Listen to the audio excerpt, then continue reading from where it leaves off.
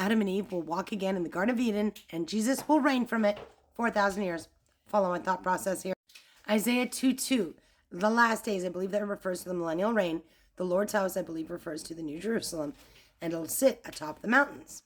Now, it's very large, so it's going to sit on a lot of space. There are 12 foundation stones, all of which are anisotropic, of which there are only 16 anisotropic gemstones as it is. 12 of them are in the foundation stones.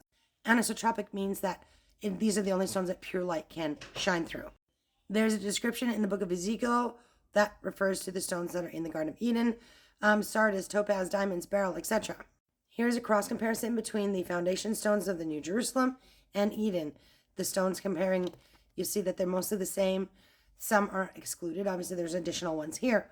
They both have gold and pearls for the New Jerusalem, as in the gates. And Eden has diamonds, which are not anisotropic like the rest of these. But they are in the breastplate of the priests, and specifically, I think the diamonds are linked to Levi, priestly lineage. Now, pure light can shine through anisotropic foundation stones. So if the New Jerusalem sits atop mountains, that's where God rested when it comes down, you'll see, and the city had no need of the sun, neither the moon, to shine on it, for the glory of God did light it, and the Lamb is the light thereof.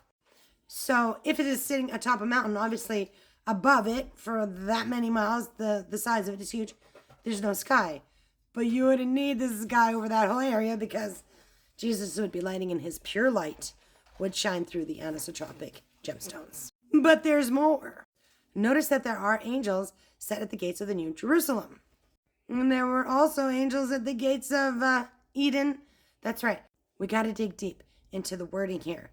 So God kicks Adam and Eve out, plops some cherubim angels in front of the eastern gate. And it says, and a flaming sword which turned every way to keep the way of the tree of life. This is deep. So when you click on flaming, the word means ablaze, or from the idea of enwrapping magic as covert. So this flaming sword is doing a little something to the Garden of Eden to change its appearance. The word for sword, the root origin, actually means to parch through drought. It says the word means drought. By analogy, to destroy, to desolate, or to unalive. So follow me here. Which turned every way. When you click on that, it means by implication to change, to overturn, to return. So flaming sword, I'm picturing this magic making the Garden of Eden appear, as in it never went anywhere, like it was dried up and desolate, right? Hidden completely in plain sight. Okay, now we go to keep, meaning to hedge about, i.e. to guard, to protect, to attend to. So like covering it in an illusion, to protect it. And the way, a course of life or mode of action. Okay, so who's the way? Jesus is the way. So we hide the Garden of Eden because they're leaving, right?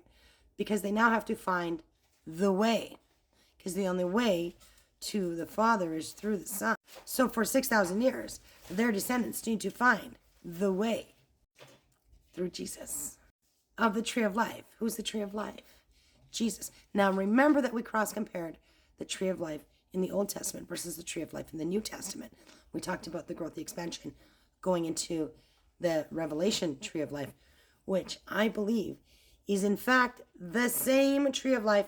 I believe the New Jerusalem, when it comes down, will then restore Eden fully.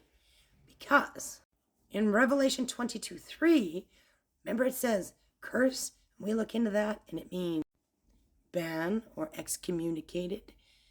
Who was banned from Eden? Adam and Eve. Well, the ban will be lifted and they will no longer be excommunicated. Same with their descendants.